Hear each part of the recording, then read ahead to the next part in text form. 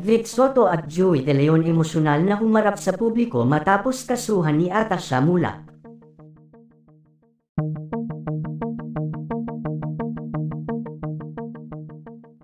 Umuusad na nga ang kaso laban sa mga sangkot sa sinapit ng Itbulaga host na si Atasha Mulak, matapos na ito'y magsampa ng kaso laban sa kanyang mga co-host na sina Vic Soto at Joey De Leon.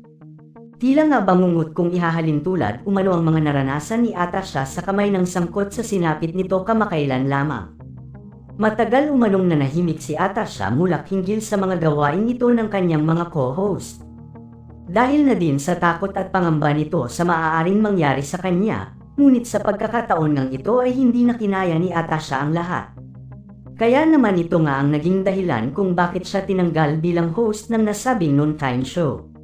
Matapos ng matagumpay na pagsasampa ng kaso ni Atasha at paghahain ng mga ebidensya laban sa mga nasasakdal ay agad nang dininag ito sa korte upang patunayan ang mga naging pahayag ng aktres.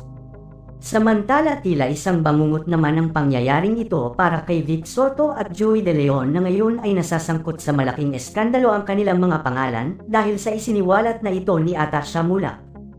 Matapos ngang kasuhan ang mga ito agad ngang dinampot ng kinauukulan si Vic Soto at Joey De Leon. Ngunit agad ding nakapagpiyansa ang kani-kanilang mga abogado, dahilan para pansamantalang makalaya ang mga ito. At ngayong araw nga magkasamang humarap sa publiko ang mga ito at isiniwalat ang lahat ng kanilang nararamdaman sa kanilang pinagdadaanang pagsubok na ito. Ayon kay Vic at Joey, hindi umano akalain ng mga ito na ganon-ganon na lang silang sisirain ni Atasha matapos ang malaking naitulong nila sa dalaga upang umangat ang karera nito. Todo deny nga ang mga ito sa mga paratang sa kanila ng aktres at ayon sa mga ito walang katotohanan ang lahat ng sinasabi nito laban sa kanilang dalawa. Naging emosyonal nga si Vic at Joey matapos na humarap ang mga ito sa publiko. Ayon pa sa mga ito, sana daw ay lumabas na ang katotohanan dahil wala umano talaga silang kasalanan kay Atasha, at pinaninindigan nga ng mga ito na wala sila kinalaman sa mga sinasabi ni Atasha Mulak.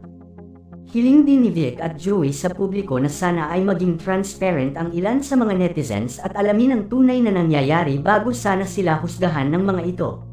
Samantala ayon naman sa source ay tuloy pa din ang kaso ni Atasha laban kay Vic at Joey at ayon sa balita ay maglalabas na ito ng panibagong ebidensya laban sa mga ito upang matapos na ang mga kasinungalingan ng mga ito na wala silang kasalanan.